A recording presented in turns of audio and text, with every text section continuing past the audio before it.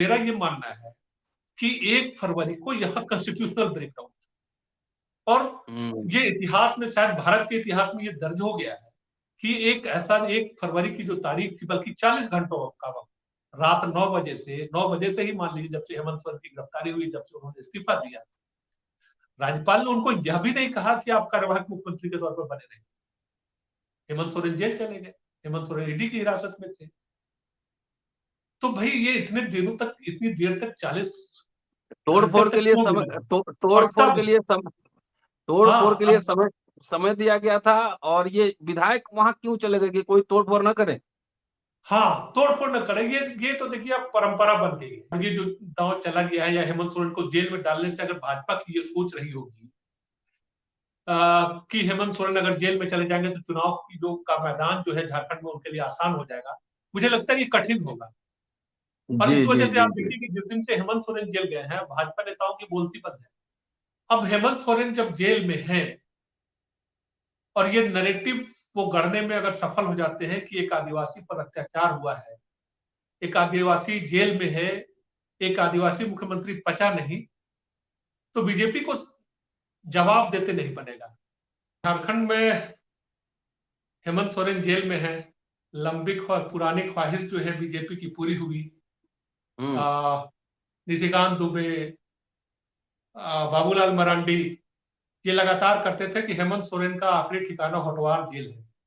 तो होटवार जेल तो पहुंच गए हेमंत सोरेन, लेकिन उनका जो बॉडी लैंग्वेज है वो इनको निराश करने वाला है।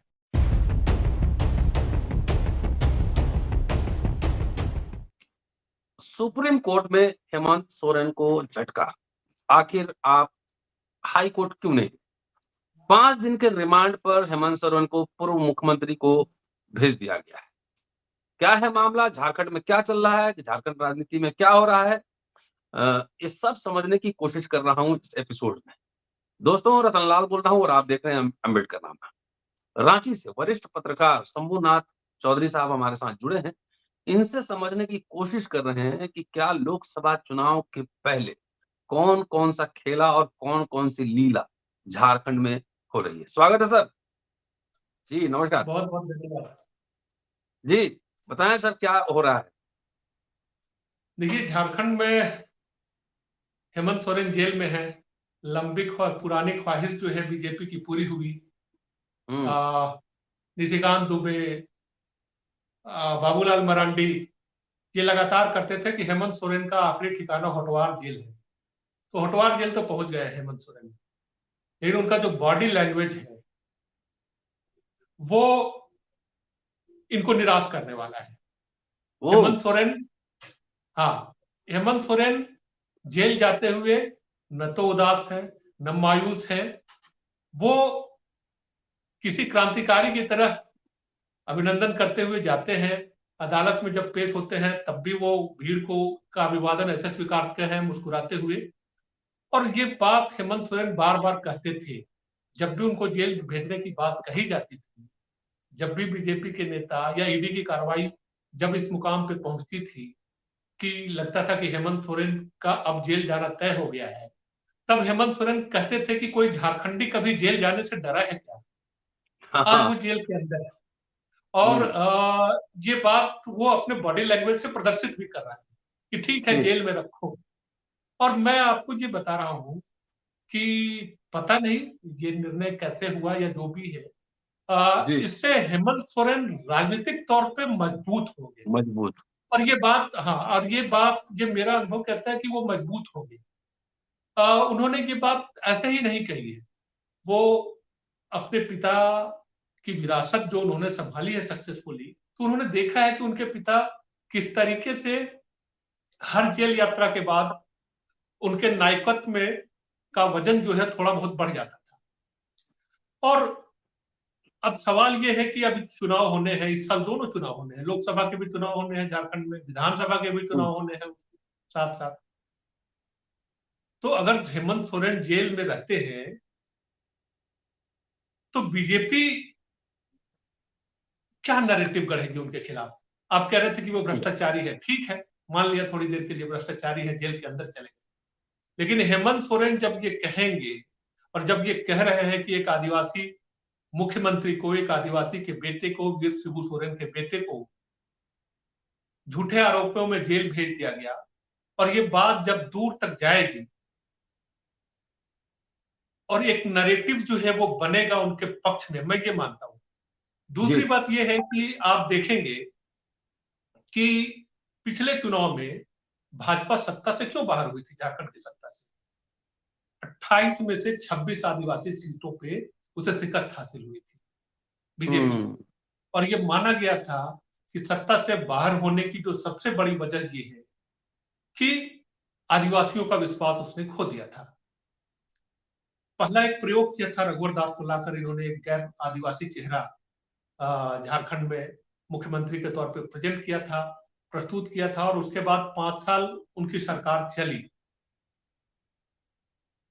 और आत्मविश्वास ऐसा था बीजेपी का कि उन्होंने अब की बार 65 पार का नारा दिया था। झारखंड में विधानसभा में 81 सीटें हैं, और हासिल क्या हुआ कि भाजपा के हाथ से सत्ता फिसल गई और उनका आत्मविश्वास चकनाचूर हो गया। हेमंत सोरेन ने राज्य में घूम घूम कर जिस तरीके से जो अभियान चलाया था, उसकी बदौलत वो 2019 के चुनाव ने हेमंत सोरेन को एक बड़े नेता के तौर पर स्थापित किया।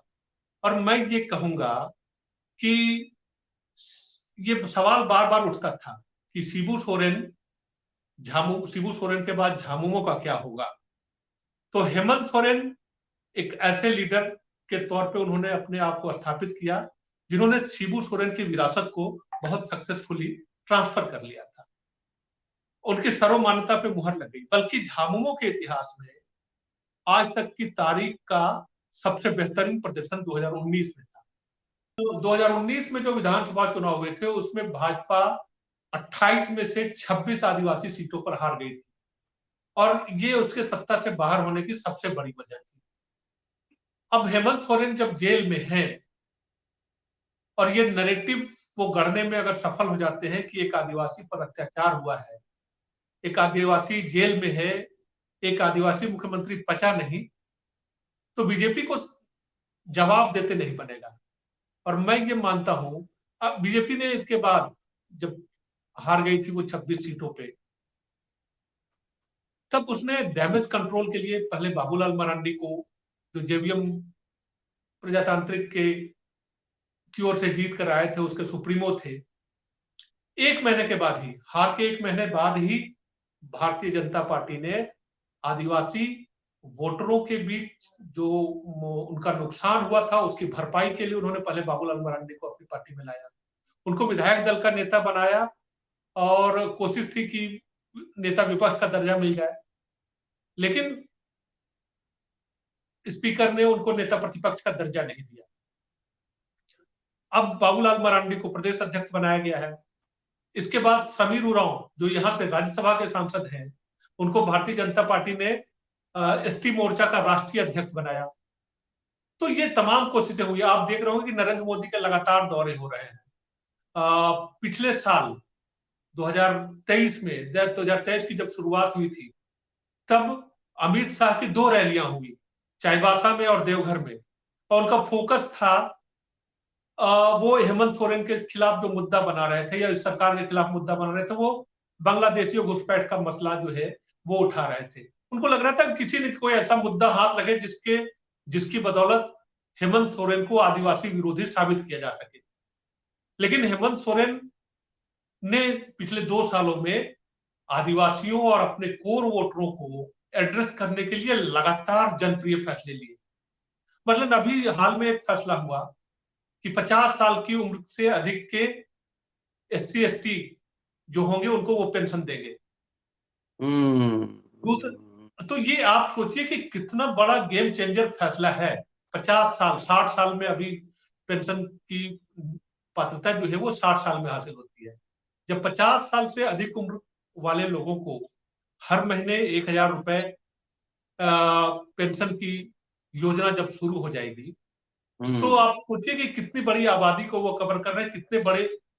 दूसरा फैसला हुआ कि 8 लाख अबुआ आवास योजना एक उन्होंने, और ये कहा हेमंत सोरेन ने कि हमने प्रधानमंत्री से यहाँ के गरीबों के लिए आवास मांगा, पीएम आवास के लिए, उन्होंने अलॉट करना बंद कर दिया, कहा झारखंड में इतने गरीब नहीं है, जबकि 8 लाख गरीबों की सूची हमने उनको सौंपी थी।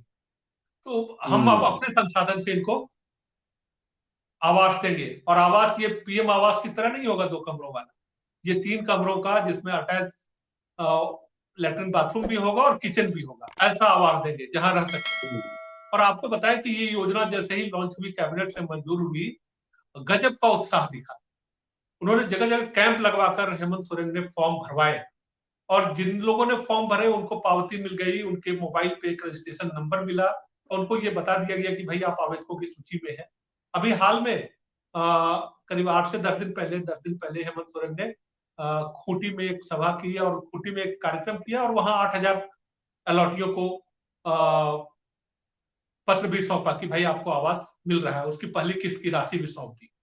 तो ये जो फैसले लगातार लेते रहे हेमंत सोरेन जमीन में, इसका जवाब बीजेपी के पास नहीं है। नहीं। और अब वो जब जेल में है वो, तो आदिवासियों, दलितों, इनके बीच ये मैसेज तो जाएगा कि एक आदमी जो उनके लिए काम कर रहा था वो आज जेल में है, और ऐसे में भाजपा को मुश्किल होगी। मुझे लगता है कि ये पूरा दांव जो है वो आसान नहीं है, और ये जो दांव चला गया है, या हेमंत सोरेन को जेल में डालने से अगर भाजपा की ये सोच रही होगी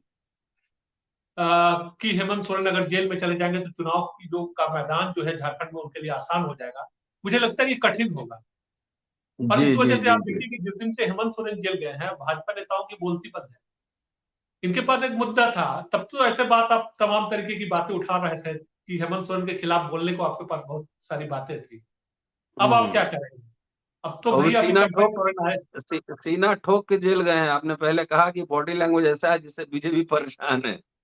हाँ, बिल्कुल, बिल्कुल बॉडी लैंग्वेज ऐसा है, और वो कह रहे हैं बार-बार, वो कहते थे अपनी सभाओं में भी कहते थे कि भाई झारखंडी जेल जाने से नहीं डरता है, और जेल का भय क्यों दिखाते हो भाई?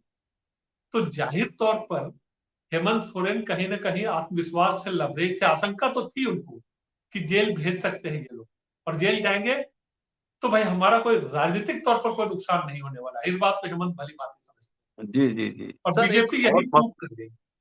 जी, एक महत्वपूर्ण सवाल। जी, जब नीतीश कुमार एनडीए में शामिल हुए तो एक हाथ से इस्तीफा दिए और दूसरे हाथ से शपथ ग्रहण हुआ। हाँ, लेकिन अभी चंपई सोरेन को आज ही शपथ दिलाया गया है। जी, और शपथ लेते ही 35 विधायक हैदराबाद, जी। क्या है मसला वहां? ये गवर्नर की क्या भूमिका थी, और जब कोई सीएम नहीं था तो आखिर सरकार की मशीनरी, सरकार कैसे चल रहा था? जी, बहुत बड़ी बात है। अभी आप देखिए अभी मैंने एक तस्वीर पे गौर किया। चंपई सोरेन ने शपथ लेने के बाद जब अपने कार्यालय जाकर पदभार ग्रहण किया, उनके पीछे जो उत्तराधिकार पट्टिका रहती है, जो हुँ, नाम का रहता है कि कौन कब से कब तक सीएम रहे।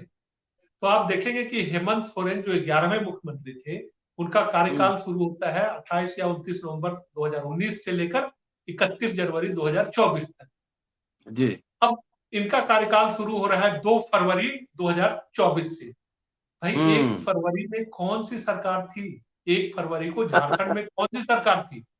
जी, अब ये जी, तो जी। बड़ा राष्ट्रपति शासन था नहीं उस दिन यहाँ पे।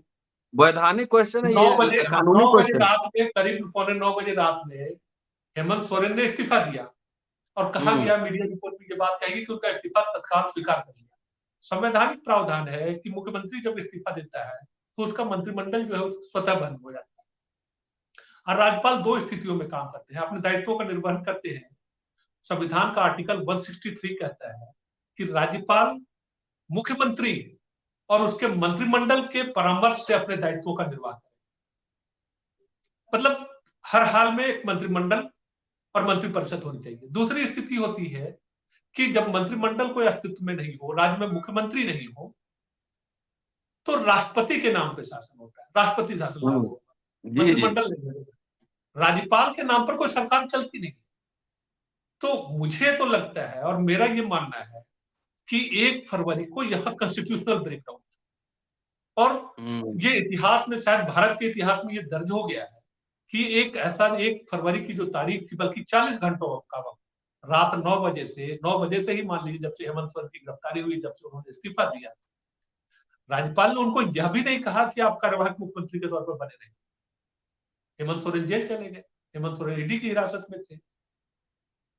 तो भाई ये इतने दिनों तक, इतनी देर तक 40 घंटे तोड़फोड़ के तक लिए क्यों समय मिला? और तोड़फोड़ के तब लिए तोड़फोड़ के हाँ, लिए समय दिया गया था, और ये विधायक वहां क्यों चले गए कि कोई तोड़फोड़ ना करे? हाँ, तोड़-फोड़ न करें।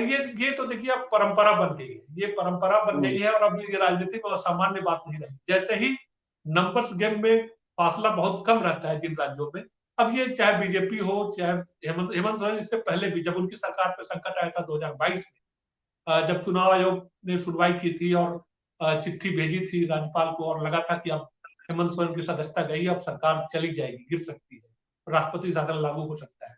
तब भी हेमंत सोरेन अपने विधायकों को लेकर बगल के राज्य छत्तीसगढ़ में चले गए थे। उस समय तो हेमंत सोरेन भी थे और हम्म, फिर उन्होंने एक दिन का विशेष सत्र बुलाया और स्वतः जो है वो बहुमत साबित किया था। उन्होंने खुद से प्रदर्शित किया था कि भाई हमारे पास बहुमत बना हुआ है, ताकि हम्म, बीजेपी ये कहकर या केंद्र सरकार ये कहकर राज्य में राष्ट्रपति शासन लागू कर दे कि भाई यहाँ पे इस सरकार के पास बहुमत नहीं।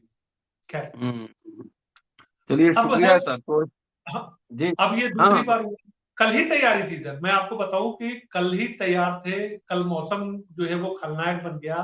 चार्टर्ड प्लेन कल ही लगा हुआ था, सारे विधायक बैठ गए थे और कल मौसम की वजह से उड़ान हुई नहीं हुई। तो अच्छा। आज एक तरफ शपथ ले रहे थे, दूसरी तरफ तमाम विधायक जो है 39 से 40 विधायक कहे जा रहे हैं कि हैदराबाद गए। तो वो जिस आ, जिस समय बहुमत साबित करना होगा उस समय आएंगे विधायक? हाँ, ये 5 तारीख तय हो गया है।